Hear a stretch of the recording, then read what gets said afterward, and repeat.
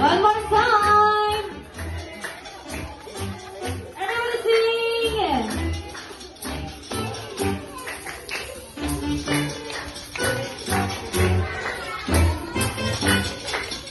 Alright, tayo po ay sabay-sabay nagsisigaw ng Happy Birthday, Charles! In 3, 2, 1! Okay, Kuya Charles, close your eyes muna. Make a wish. Make a wish.